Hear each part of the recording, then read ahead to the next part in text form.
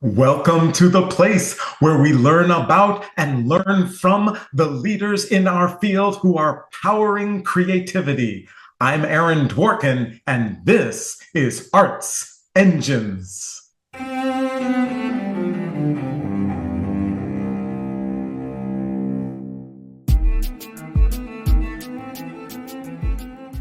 Thanks again for joining me here on Arts Engines. Today's guest is Elizabeth Sobol, who serves as the CEO of the Saratoga Performing Arts Center. Elizabeth, welcome to the show.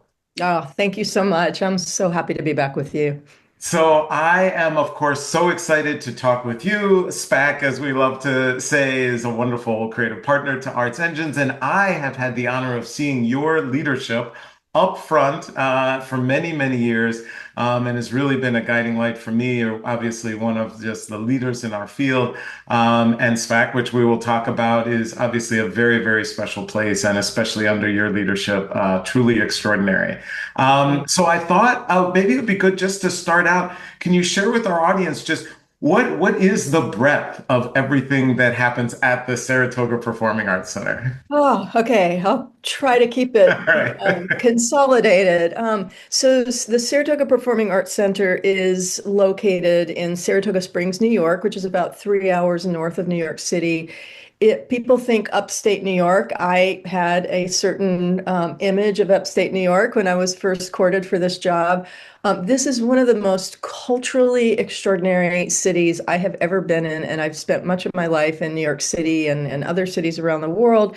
The panorama here is just extraordinary with world-class arts and arts education going on. So SPAC is a 501c3 arts and culture organization located in a 2,400-acre New York State flagship park, and we are surrounded by cathedrals of pines and curative mineral springs and incredible woodland walks. We're also part of an extraordinary city of only 28,000, but our beautiful best-in-class amphitheater, 5,200 seats with room for another 20,000 on the lawn, annually hosts the Saratoga Jazz Festival, which is one of our country's premier jazz festivals. We host New York City Ballet every year for a week in residence here. We host the Philadelphia Orchestra for 3 weeks, 12 completely different programs. And that's just the summer season. We also partner with Live Nation in the summer to do 30, 35, sometimes 40 pop and rock, more popular shows. And then a lot of people know us as a summer venue, but we are in fact a year-round organization presenting music, dance, theater, literary events, culinary events. We have a very thriving culinary program. And we also have a very robust and powerfully expansive education program. We're now serving over 60,000 individuals throughout our 8-county region. So that's about as consolidated as I can go. Yes, and thank you for capturing so much in such a succinct way. As I was sharing, right, it is such an extraordinary place, and pretty much however you might want to experience art, you are able to do it there. So it really is an extraordinary place. And I think that kind of gets to what I'd love to really focus on, which is this sense, and from your perch in your varied roles throughout an extraordinary career, but have been able to kind of explore this connection between arts and health, arts and wellness, and kind of this critical role that the arts play in our lives and in our society. And wondering if you could kind of talk and share with us kind of how do you view that? How do you see the arts intersecting or influencing us, emotionally, physically, socially, et cetera? Yeah, thank you. That's my favorite question. It's something I think about all the time. And just to sort of contextualize it a little bit, I spent, 30, 35 years in New York City, first running a management company, working with a lot of amazing artists for much of my career. I spent some years at Universal Music Group as a label president, again, working with a lot of very varied artists across many genres. So this was my first not-for-profit job, and it was my first major job out of New York City. So to make that shift from decades in New York City in the for-profit world to the city of 28,000, um, and to become part of a community, this was very unique for me to be working on this stage for, as this CEO of this big presenting organization, but to be an intimate partner and intricate part of a community. And just to go back a little bit to say that we're actually celebrating our 60th anniversary this year. And so for the last year and a half, as I've been preparing for this celebration, I've been going back a lot into the history of the organization. And there's two things to just pull out of that. And one is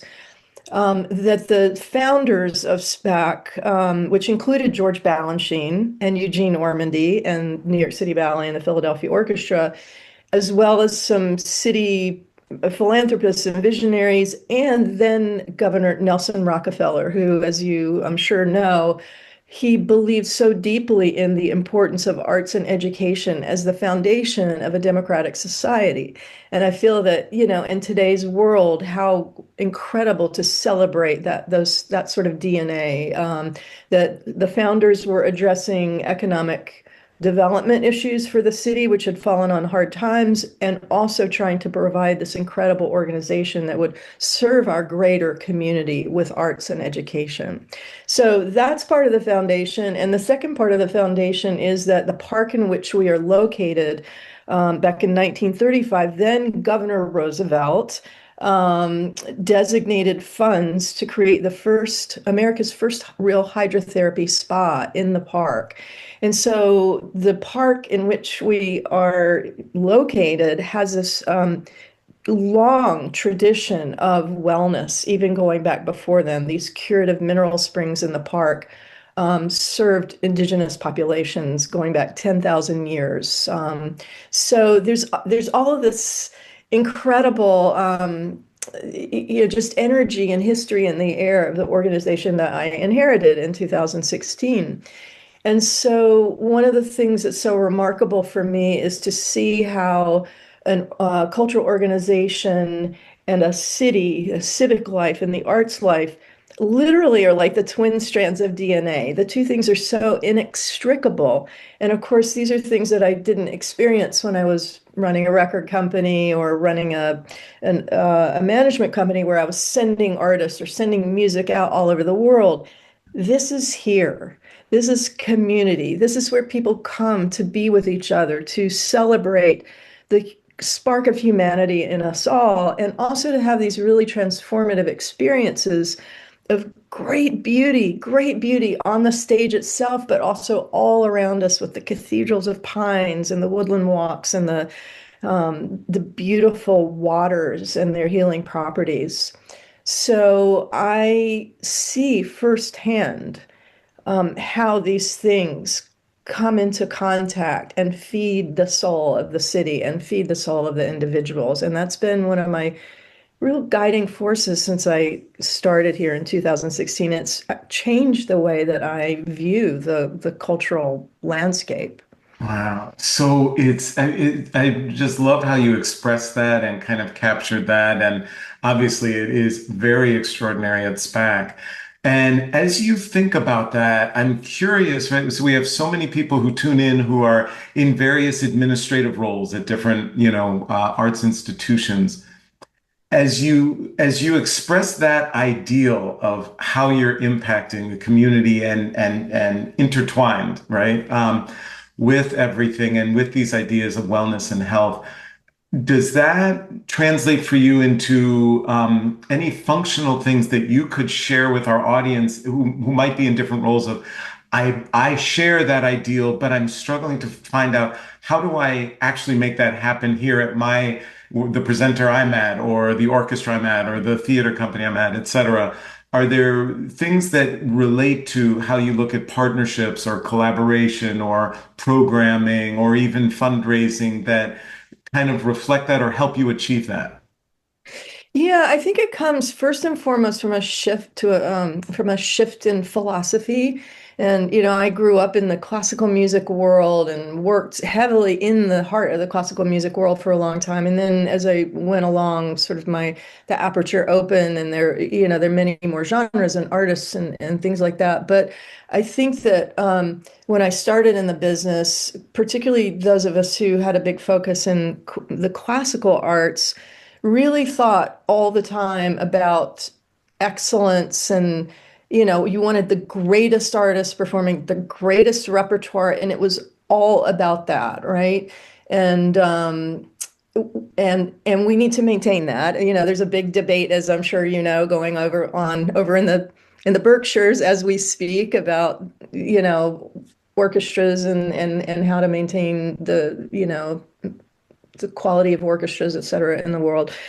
But I think that for arts organizations, there has to be a twin an equal partnership between the greatest art, however it's defined in that particular context. But then also, I know the shift at SPAC has been, how can we be change agents for good in the world, right?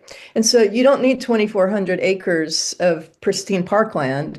I think it's about human connection. I mean, we all know that one of the key things in our world right now is just this fragmentation, isolation, and what that does to an individual human on a physical health level, right? Not to mention the societal levels.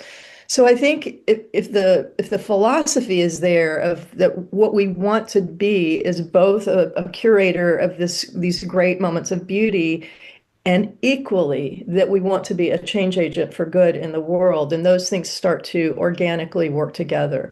One of the things that we've done locally that have nothing to do with our beautiful physical and natural location is that, particularly coming out of COVID, we've been partnering with a lot of human services organizations.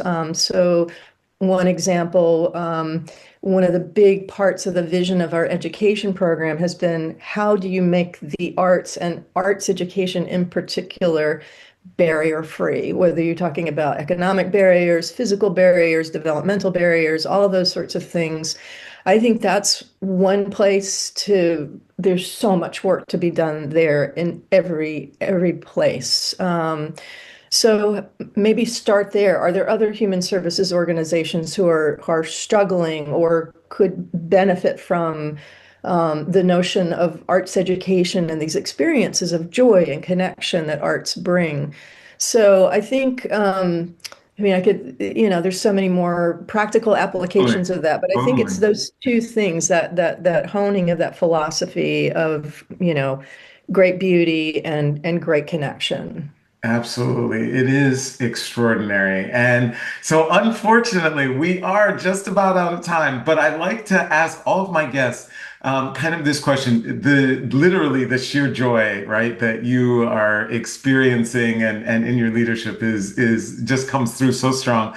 But there also have to be tough days, right? And we're just, as an arts leader, various things come up, et cetera, challenges. Just curious if you have any mechanisms that you utilize that you could share that help you through what might be those toughest of times or an obstacle that seems like it can't be overcome. Yeah, I think it always for me boils down to two things, curiosity and compassion.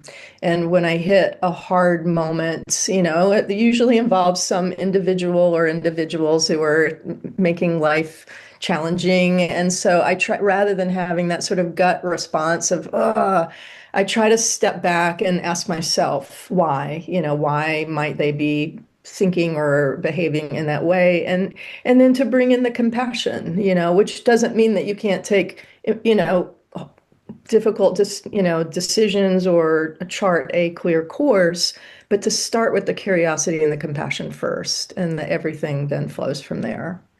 Elizabeth Sobol, you truly are one of the arts engines who is powering human creativity in our world. Thank you so much for everything that you do, and thanks so Wow. much for being on the show. Thank you. It's a joy. So great to see you.